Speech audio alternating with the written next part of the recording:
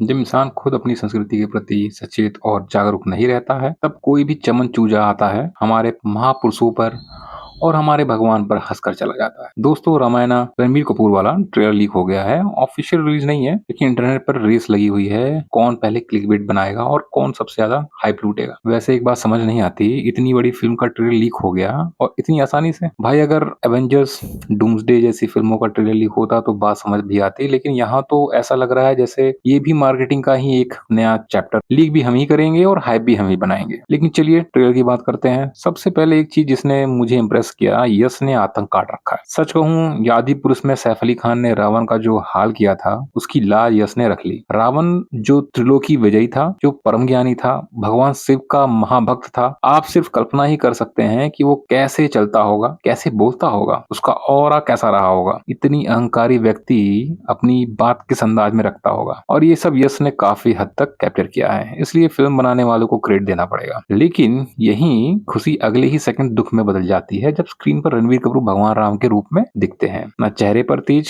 न एक्सप्रेशन में वो शांति। कभी लगता है संजू बाबा है, कभी एनिमल के रणविजय सिंह, और इमोशनल सीन देखो तो लगता है संवरिया का कैरेक्टर चलकर आ गया है। मेरी नजर में कहीं से भी वो मर्यादा, वो देवत्व और तेज नजर नहीं आता जो भगवान राम के रूप से जुड़ा हुआ माना जाता है। ट्रेलर देखकर ऐसा लगता है जैसे फिर से हिंदू ऑडियंस को डिसअपॉइंट करने की तैयारी चल रही हो। सबसे बड़ी बात मुझे ये समझ नहीं आती, जब इसी टीम ने रामा और पुष्पक विमान का इतना सुंदर विजुअलाइजेशन किया है, तो भगवान राम के साथ ऐसा कॉम्प्रोमाइज क्यों? बाकी वीएफएक्स पर पैसा खुल के उड़ाया गया है, लेकिन कभी लगता ही नहीं कि अयोध्या देख रहे हैं। लगता है कि रोमन एम्पायर है। और भगवान राम कम एवेंजर्स का कोई एक्शन हीरो ज्यादा लगता है जो बस कलाबाजियां दिखा रहा हो। अरे भाई, जब जिसके सिर्फ दृष्टि फेर लेने से प्रलय आ जाए, और जिसकी मुस्कुराने से प्रकृति में हरियाली आ जाए, जिसकी कृपा मात्र से ग्रह नक्षत्र और भाग्य सब अनुकूल हो जाए, आप उन भगवान को इस स्तर पर दिखाने की कोशिश कर रहे हो। सोचिए, जब भगवान राम क्रोधित होकर समुद्र को सुखाने चले थे तो वो हवा में थे, धरती पे नहीं थे। कथाओं में वर्णन मिलता है कि उनका तेज इतना प्रचंड था कि समुद्र उबलने लगा था, मानो किसी ने माइक्रोवेव कर दिया हो। याद रखिए कि वही समुद्र भगवान से कहता है कि हम तो मालिक आपके ही कहे अनुसार जड़ बनकर रहते हैं, इसलिए हमें क्षमा करें। समझ रहे हो ना? और आप उन्हें हवा में फ्लिप मारते हुए एक्शन हीरो बना रहे हो। यह देखकर अजीब लगता है। और रणबीर कपूर जब जब स्क्रीन पर आते हैं, मुझे पर्सनली क्रिंज फीलिंग आती है। इंटरनेट पर लोग मीम बना रहे हैं कि संजू बाबा राम के कपड़ों में घूम रहे हैं। देखिए, एक एक्टर अपने पुराने आइकॉनिक कैरेक्टर से पूरी तरह अलग दिखाए, यह बहुत मुश्किल